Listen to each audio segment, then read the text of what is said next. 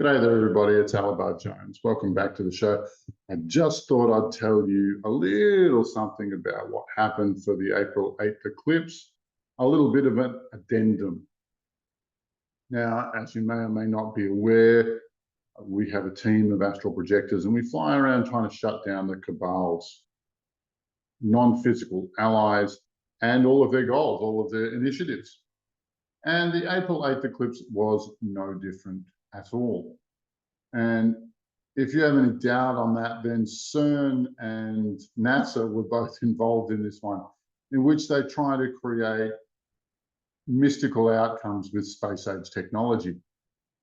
Now, I've said a lot of things in my previous 3 videos, which if you really want to get to the bottom of it, they're worth watching. But what I really want to talk about today is Apophis and the Apep program from NASA. See, Apep is what NASA called 3 rockets that they sent underneath the shadow of the eclipse. And in doing so, they hope to reignite Apophis. Now, what is Apophis? Apophis is an old Egyptian deity that would fight Ra, the sun god, every morning in an attempt to prevent the sun from rising. Kind of weird, but that's what was going on. When we look at Apophis, what we saw was the reset button. And if I put it into 21st century terms, right, Apophis is the save game mechanism. See, the dark side have been losing this battle for a while. And so now they kind of go, well, since we can't win, we might reset and go back to the save game. And they have a deity that does that, that not cancels culture. It cleans, it clears, it levels human culture. And then they begin the cycle again. And I really think this is what happened to Tartaria. If you're into the Tartaria conspiracy theory, this is actually like a critical piece of it, in which the question of how do they reset human culture? And the answer is through activating Apophis, which NASA was trying to do just this week. Our team being our team, we thwarted that goal. And so I didn't wake up on April 9 and have wars and famines and disasters all over my screens. It was just another normal day. In fact, it was rather sunny here. It was delightful. But in my other video, what I talked about was the primordial evil that was at the core of Apophis. See, our team has not, me personally, nor anybody in our team has ever encountered primordial evil before. It is a completely new experience for us.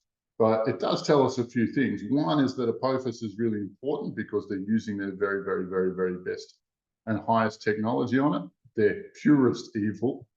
Also that we're getting close to something really, really important. And we did that mission and we closed down Apophis and we closed down that primordial evil. And we had a few days to think about it. And we came up with the question, where else is primordial evil used? And the procedure was really weird this time. The mission turned out to be rather strange this time. And we ended up going through a number of core and fundamental reality scapes and ended up finding the location where the original spore of primordial evil touched the earth. Where the very, see, evil's not a native thing to Earth as much as we're used to it now, but it doesn't belong here. And Ashiana Dean will tell you exactly the same thing, that she's a theorist whose theories we are discovering week on week.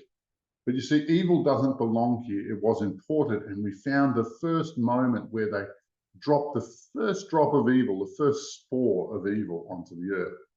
And we're able to reverse that event and send that back to where it belongs, or belongs, if it belongs in existence at all. See, it felt like it had a lot, this particular spore of primordial evil had a sort of a black hole of just pulling and sucking more and more material in constantly. And so it was very, very gratifying to send it back to its point of origin and then watch its effect on the great nothing, on the great evil, or the progenitor of evil across our megaverse, have to deal with his own medicine, have to swallow his own pill. That was actually quite gratifying to see that, because they don't know how to deal with that stuff either. It's not designed to be recovered from. It's designed to be a one-way ticket, and we sent it back to them. So good luck to those guys. And I think the religious allegory for what we did was something like the Garden of Eden, a pure and incredibly beautiful realm infected by just one snake, and it caused a tumble and collapse known as the fall of man. And I genuinely think we've changed the story there. That the fundamental poison that was in the Garden of Eden has been removed, the snake. We'll see.